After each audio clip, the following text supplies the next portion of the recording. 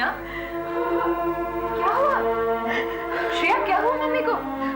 पता नहीं, शांतम बहुत दिनों से बीमार था। मम्मी अभी अभी नर्सिंग होम से आई और फिर पता नहीं, मुझे खुद भी नहीं समझ में आ रहा है। बच्चे तो बीमार होते ही हैं, ठीक हो जाएगा वो। माँ को फिक्र होती है, लेकिन तू इतनी कमजोर है मुझे मालूम नहीं था। ठीक हो जाएगा ये। नहीं आरज़ू, नहीं, शांतम अब कभी ठीक नहीं होगा। कैसी बातें कर रही है तू? क्यों ऐसी कोई बातें करती है? हाँ शीना, प्लीज। आरज़ू, आरज़ू, शांतम को कैंसर है। क्या? आरज़ू, मैं अभी भी डॉक्टर के यहाँ से आ रही हूँ और वहाँ रिपोर्ट्स में कंफर्म हो गया है। और डॉक्टर तो पहले से ही सस्पेक्ट कर रहा था कि शांतम को एडवांस स्टेज में ल्यूकेमिया है। गॉड, ये सब कैसे हो गया शीना? जानता है भगवान कि इंसान को सबक कैसे सिखाते हैं। नहीं की ना मैंने कभी कदर अपने बच्चों की, ना ही उन्हें वक्त दे पाई, खास तौर पे शांतम को। बेचारा बेचारा रोता रोता बड़ा हुआ और अब भगवान उसे मुझसे छीन रहा है। शीना, शीना क्यों ऐसी बातें करती है तू? हाँ, आजकल कैंसर का भी क्योर है। नहीं आरज़ू, नहीं, मेरा शांतम अब कभी ठीक नहीं होगा, कभी नहीं, मैं जानती हूँ। श्रेया, श्रेया, श्रेया, तेरा भाई हमसे दूर जा रहा है, हमें छोड़कर जा रहा है श्रेया। अब वो कभी वापस नहीं आएगा, कभी नहीं। जानती हो क्यों? क्योंकि I am a bad mother, मैं बहुत बुरी माँ हूँ। तुम कहा करती थी ना, भगवान ने तुम्हारे लिए तो रहम ले लिया, लेकिन शांतम के लिए नहीं। वो शांतम को मुझसे छीन रहा है। शीना प्लीज, प्लीज ऐसे मत करो ना, प्लीज। रहूंगी नहीं तो क्या करूंगी? श्रेया, श्रेया, अब मुझे पता चला कि शांतम कितना कीमती है। श्रेया, अब जब उसके पास वक्त कम है, मैं रहूंगी नहीं तो क्या करूंगी श्रेया? शांतम,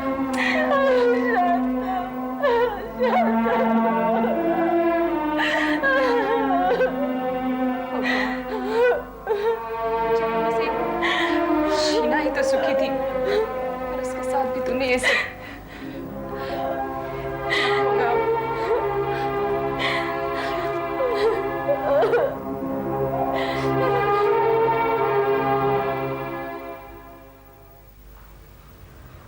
कंचन,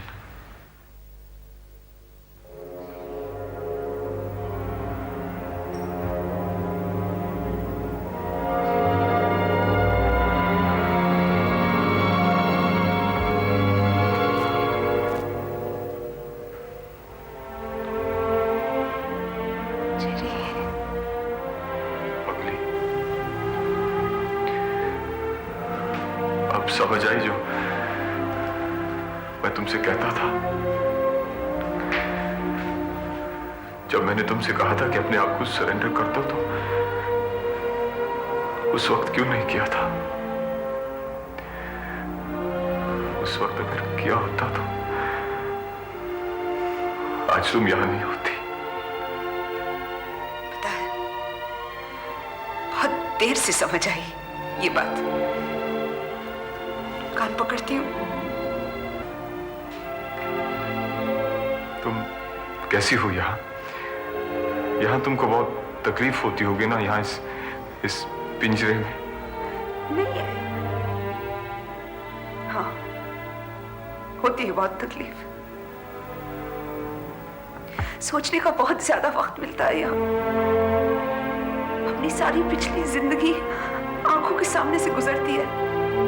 हर एक गलती जो मैंने की, हर एक मोड़ पर बहुत कोसती हूँ अपने आप को। अब पता चलता है उन चिड़ियों को कैसा लगता होगा।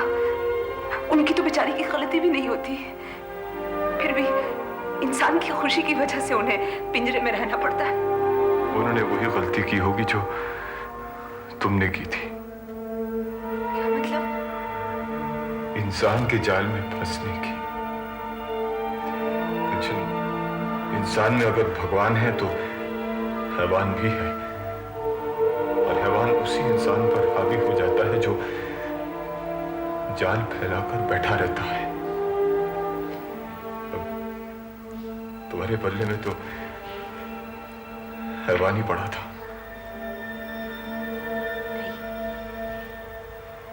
एक बार भगवान भी दिखे थे तुम में। कंचन, लेकिन कंचन बहुत देर हो चुकी थी जब तुम मेरे पास आई। तुम हैवान के जाल में फंस चुकी थी, और उस जाल की लपेट से तुम्हें निकालना शायद मेरे बस की बात ही नहीं थी। क्यों जेरी, कम से कम तुम तो मुझे गलत नहीं समझते। इसलिए कि हमेशा मैं तुमको समझता हूं। आज भी मैं तुम्हें अच्छी तरह समझ रहा हूं। तुमसे मिलकर इतनी खुशी हो रही है, कैसे बताऊं मैं? अब बताने की क्या जरूरत है? अब इससे बड़ी क्या बात हो सकती है कि हम सब साथ हैं।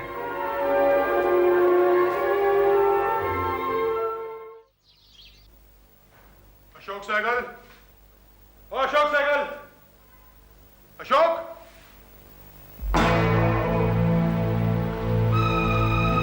क्या चिल्ला रहे हो? और ये क्या तरीका किसी के घर में घुसने का? चोरों में घरों में घुसना कोई मुश्किल काम नहीं है अशोक बाबू। जिन्हें बंद दरवाजा खोलकर अंदर जाना आता हो, वो अपने घर के दरवाजे खोलकर रखते हैं। क्यों?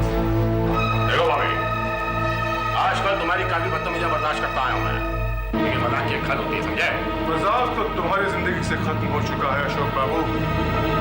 बहुत जल्द दीपक सेठ का कातिल जेल में होगा। तो मुझे कुछ धमका रहे हो? तुम्हें डरना चाहिए। जाओ, भागो, छिपो कहीं, पुलिस धर लेगी नहीं तो तुम्हें। जाओ भाभी। अच्छा अच्छा अच्छा अच्छा अच्छा, जख्मी शेर की आखिरी धार। कोई बात नहीं, जो कहना है कह लो, जो सोचना है सोच लो।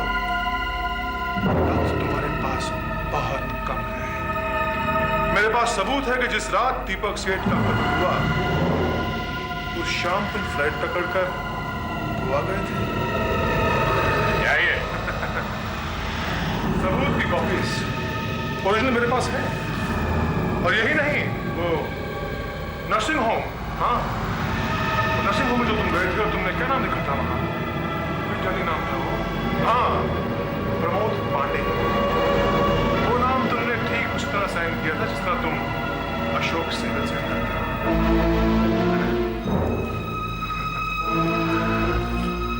अब कोई जवाब नहीं है तुम्हारे पास अशोक बाबू। बहुत जल्द पुलिस यहाँ आएगी और तुम्हें गिरफ्तार कर लेगी। मेरा ख्याल यह है कि तुम खुद अपना गुनाह कबूल कर लो। अशोक बाबू, मैं तुम्हें 24 घंटे की मोहलत देता हूँ। 24 आवर्स। बच सकते हो तो बच लो। अरे पागल आदमी, सोचता उसकी धमकियों से डर जाऊंगा। अबे गोवा तो मैं फैनी पीने जाया करता हूँ।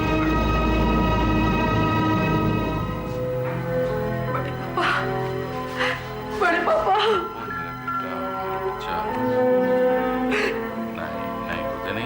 बड़े पापा, आप कहाँ थे अब तक? क्या बताऊं बेटा, क्या बताऊं? मैं तो कल रात से ही अपने आप को कोस रहा हूं मेरे बच्चे। क्यों इसी वक्त, जब तुम्हें सबसे ज्यादा मेरी जरूरत थी, मुझे इंग्लैंड में होना था? बेटा, मुझे अपने बेटे और पोते की याद आ गई। मैं वहां चला गया, और अब लौटा हूं तो पता चला है कि इस दौरान तुम्हारे साथ क्या कुछ बीत गया है। बड़े पापा, मैंने दीपक का कत्ल नहीं किया। मैं जानता हूं मेरे बेटे, मैं ऐसा सोच भी नहीं सकता, लेकिन तुम इस झमेले में फंस कैसे गई? क्योंकि बड़े पापा, दीपक मुझसे किसी भी हालत में मिलना नहीं चाहते थे।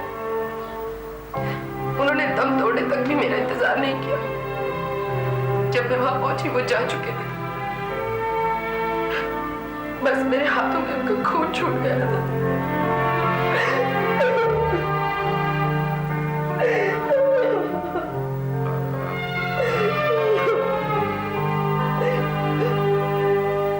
इन लोगों ने मुझे दीपक के कत्ल के इल्जाम में पकड़ लिया। इन्हें क्या पता, मैं तो हर हालत में उन्हें जिंदा रखना चाहती थी। मेरा बस चलता तो मैं उनके साथ दुनिया से चली जाती। मुझे कोई फर्क नहीं पड़ता, चाहे मैं इस पिंजरे में रहूं या बाहर खुले में। अब मेरी जिंदगी में खुशी नामुमकिन है। जाते जाते दीपक मेरी हर खुशी ले गए। नहीं, मेरे बच्चे ऐसा नहीं सोचते हैं। दीपक को मारा गया है तो जानबूझ के तुमसे अलग थोड़ी हुआ है। उठ जा, शाबाश शाबाश। ना बेटा, अगर तुम ऐसा सोचोगी तो दीपक की आत्मा को क्लेश पहुंचेगा। दीपक की आत्मा की शांति के लिए ये जरूरी है कि तुम खुश रहो। और फिर मैं आ गया हूं ना बेटा, मैं आज ही कोर्ट जाऊंगा और 2 दिन के अंदर अंदर तुम्हारी जमानत हो जाएगी। कोशिश करके देख लीजिए बड़े पापा, मेरा तो वक्त ही खराब चल रहा है। मुझे नहीं लगता कोई मेरी तकदीर संवार सकता। ऐसा नहीं सोचते मेरे बेटे।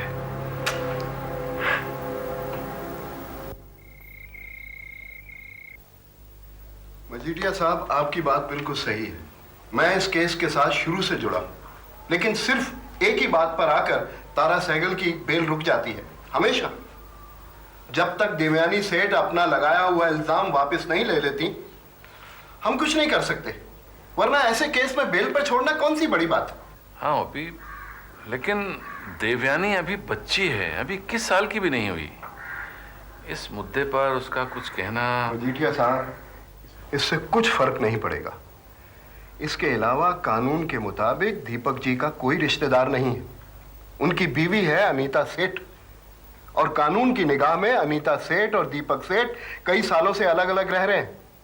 ऐसी हालात में अगर उनकी बीवी अनीता सेठ भी बयान दे दे कि यह कत्ल तारा सहगल ने नहीं किया, तो भी उनकी बात में इतना वजन नहीं होगा जितना देवयानी सेठ की बात में होगा। तो ठीक है, मैं कोशिश करता हूं कि देवयानी ही अगर कोई स्टेटमेंट दे दे, या फिर ऐसा किया जाए कि वाकई अगर तारा सहगल ने ये कत्ल नहीं किया तो असली कातिल मिल जाए। अच्छा OP, thank you. Thank you.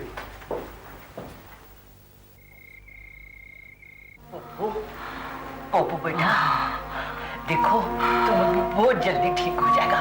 तुम्हारा टेम्परेचर पण डाउन होने लगा बेटा।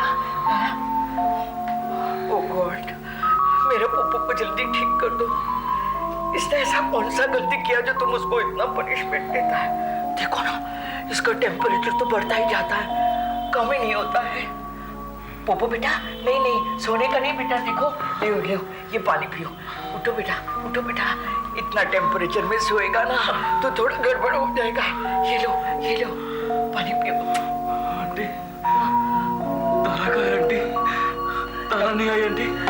आ जाएगा बेटा, तुम ठीक तो हो जाओ, वो भी आ जाएगा, देखना।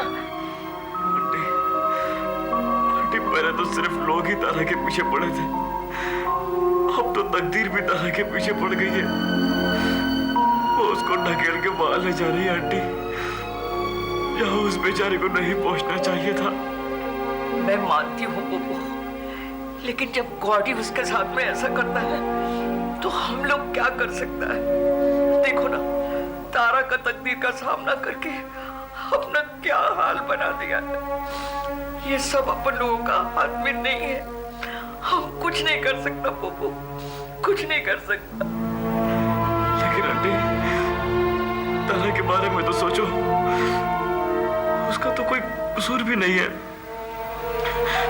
मुझे तारा से मिलना है आंटी, अपन को तारा से मिलना है आंटी।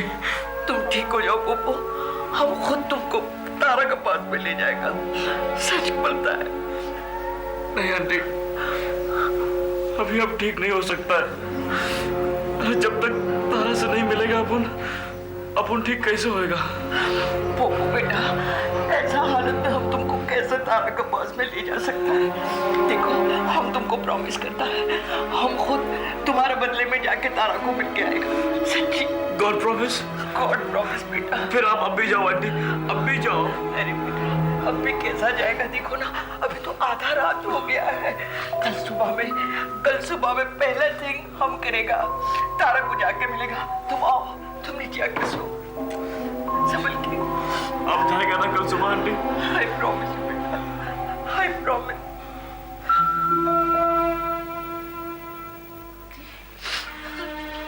आंटी, क्या हुआ आंटी? आप क्यों रो रही हैं? Please don't cry like this. Poopó का हालत बहुत खराब है तारा, उसको कुछ नहीं सूझता, उसका तबीयत पण बहुत खराब है, लेकिन वो जिद करता है कि उसको तुमको मिलने का है। हम ऐसा हालत में हम उसको इधर कैसे आने देता, इसलिए हम खुद तुमको मिलने के वास्ते आए हैं। क्या कहने को, क्या करने को हमको कुछ नहीं मालूम तारा। आंटी, मैं भी क्या कहूँ आंटी? जैसे ही वो तुम्हारा खबर सुना ना, वो पागल सा हो गया। इधर पुलिस स्टेशन आकर बोलने लगा कि उसने दीपक साहब का खून किया। क्या? हाँ तारा, वो कुछ पण सुनने को तैयार नहीं था। कह रहा था अगर तुम वो खून कर सकती हो तो सच्चाई ये है वो खून उसने खुद किया है। बहुत मुश्किल से हम लोग उसको अपना घर पे लेकर गए और वहां पर भी वो अधमरा पड़ा हुआ है, बहुत बीमार है। मुझे समझ में नहीं आता मैं क्या करूं। आंटी, मैं भी इतनी बेबस हूँ कि मैं क्या कहूँ। ये तो मुमकिन नहीं कि मैं उस तक पहुंच सकूं। पहुंच भी गई तो मैं कहूंगी क्या? अब तो सब कुछ कुदरत के हाथ में है। मैंने अपना दुख भी कुदरत के हाथ सौंप दिया है। अब वो जो भी फैसला करेगी, मैं अपनी जिंदगी वैसे ही जीऊंगी। लेकिन मेरी इस उम्र में मैं ये सब देखकर क्या करूं? पोपो की हालत न जाने क्यों, लेकिन तुम्हारी हालत, तुम दोनों की हालत मुझसे देखी नहीं जाती तारा। आंटी, मैं ठीक हूँ। इंसान जब अपने अच्छे बुरे हालातों के सामने घुटने टेक देने की सोच लेता है तो सुख या दुख कुछ उसे महसूस ही नहीं होता। वो हर वक्त बस तृप्त रहता है। मैंने भी अपने हालात के सामने पूरी तरह घुटने टेक देने की सोच ली है। अब जो कुछ भी हो मुझे कोई फर्क नहीं पड़ता। मैं ये नहीं कहती कि पोपो भी ऐसा बन जाए, क्योंकि मैं नहीं चाहती कि इस मंजिल तक पहुंचने के लिए जो वक्त के थपेड़े मैंने खाए हैं वो उसे भी झेलने पड़े। लेकिन मैं यहाँ इस जेल में कर भी क्या सकती हूँ? हाँ, अगर तकदीर के आखिरी फैसले ने मुझे किसी तरह इस जेल से बाहर निकाल दिया तो मैं वादा करती हूँ मैं उसे जरूर समझाऊंगी। उसके इस बुरे वक्त में उसका साथ दूंगी। बस तारा, बस। लानत है मुझ पर जो ऐसी हालत में मैं तुमसे इस तरह के वादे ले रही हूँ। मैं तो सिर्फ इसलिए तुम्हारे पास आई थी कि मेरे पास और कोई चारा नहीं था। शायद पोपो मुझे ऐसे देखकर समझ जाए कि मैं तुमसे मिलके आई हूँ और ठीक हो जाए। आंटी, वो जरूर ठीक हो जाएगा। अच्छा, ये मेरा रुमाल मेरी तरफ से उसे दे दीजिएगा। और तो मेरे पास कुछ है नहीं जिसे भेजकर मैं उसे विश्वास दिला सकूं कि आप वाकई मुझसे मिलकर गई हैं। थैंक यू वेरी मच तारा। मैं गॉड को तुम्हारे वास्ते पे करूंगी। अगर वो मेरी बात नहीं मानेगा, एक बुढ़िया की जिसको जिंदगी का आखिरी वक्त में अपनों के भले के अलावा और कोई स्वार्थ नहीं हो सकता, तो जाते जाते मैं ये मान लूंगी कि गॉड है ही नहीं, एक इंसान का बनाया हुआ झूठ है। तारा, मैं भी प्रार्थना करूंगी कि वो आपकी दुआ सुन ले, अपने लिए नहीं, आपके विश्वास के लिए। अपना ख्याल रखना बेटी।